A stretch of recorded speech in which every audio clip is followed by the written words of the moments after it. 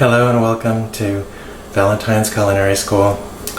This is going to be the entry video for pots and pans. I'm going to go into more of these in detail in subsequent videos, but I want to get just a general discussion of all the different types of pans and what their advantages and disadvantages are. So, first off, I want to start with the ones that I do not recommend. Number one, anything non-stick or aluminum like this, throw it away. Don't even give it to Goodwill because no one should have to use this.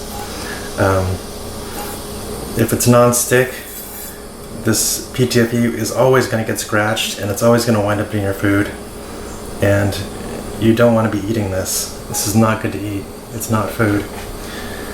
It's a petrochemical product. I also would not recommend using very thin wall enamel steel like this.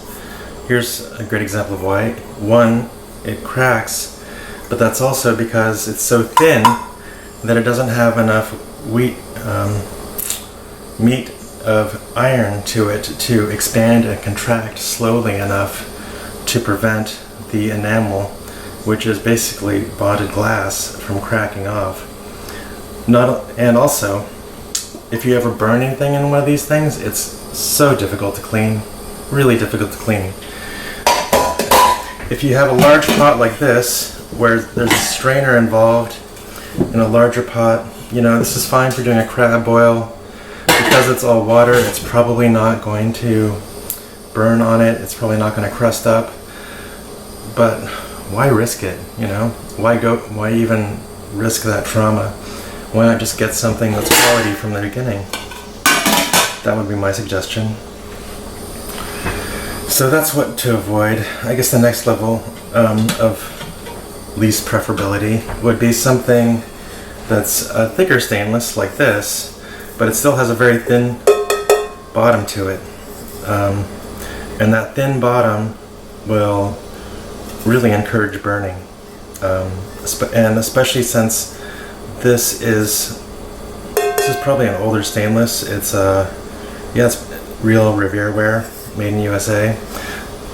Expensive stuff, but the downside of this is it's actually such a high quality of stainless steel that it doesn't have enough iron in it to use on an induction burner. And considering that's the way of the future, I think that's a great reason to avoid it. Also, because it's so thin, you know, it's just going to be a pain in the ass to clean. I've got some other old Revereware here too that's a little less high grade. You know, oftentimes you'll see it with the copper bottom, which is great. I mean, this stuff was the stuff to have back in the day, but it's pretty much obsolete these days. There are just much better things available. So I would avoid the old school stainless and go with one step up from that. This is old school stainless because it's not going to work on your induction burner, but you can see it's got it's 1810 stainless, so it's got a 10 gauge bottom to it. That's going to even out the cooking temperatures quite a bit. You're going to have fewer hot spots that you're going to have to deal with. You're just going to be less likely to burn. So it's fine if you've got an old stove, like old resistance electric or a gas stove, or even halogen, if you can stand having a halogen stove. I don't know how you could, but everybody has their own preferences. Anyway, they're just not very hot and very inefficient these days. There are much more efficient options out there.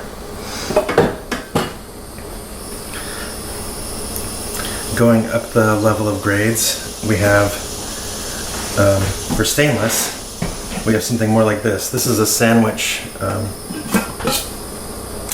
where this is 1810 stainless steel, but this 1810 bottom on it, you can kind of see the thick bottom on it.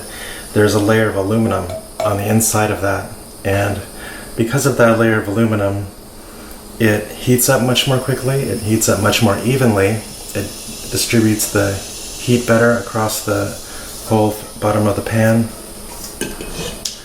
and it makes it much less likely to burn and be a pain in the ass to clean up later. Moving on to cast iron, here we have our, your classic butter melter. This goes up in all different sizes, and we'll get into that in depth in the cast iron video. But here's one of my favorite pans, 3-quart chicken fryer that I bought on eBay back in the 90s from an estate sale. And unfortunately, when I had an old style electric stove, it got a hot spot, and if you heat it up too fast, then the metal will expand much more quickly in one spot and then the other, and then so now this doesn't have a flat bottom anymore. And to really fix that, I'm gonna have to heat the whole thing up, probably with a torch, and pound it back flat. But I never got around to doing that, and I can live with it. My way around that these days is to slowly heat up the pan on the stove before using it. And if you do that, you're much more likely to not damage your cookware. Of course, you can always use cast iron. The advantage of cast iron lids is they hold a lot of heat, so that can be good. Sometimes I like to pair these with glass lids though. If you have a glass lid like this, it allows for you to see exactly what you're doing. And in this case, I can baste an egg and see the perfect second when it's done, which is really useful. And then the last on the list is enameled cast iron, like this, classic Le Creuset from France.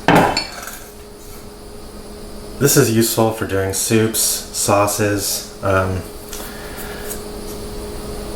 anything with those classic French bechamel sauces you want to do, or anything like that. I find it really useful. It's got a nice thick gauge on it.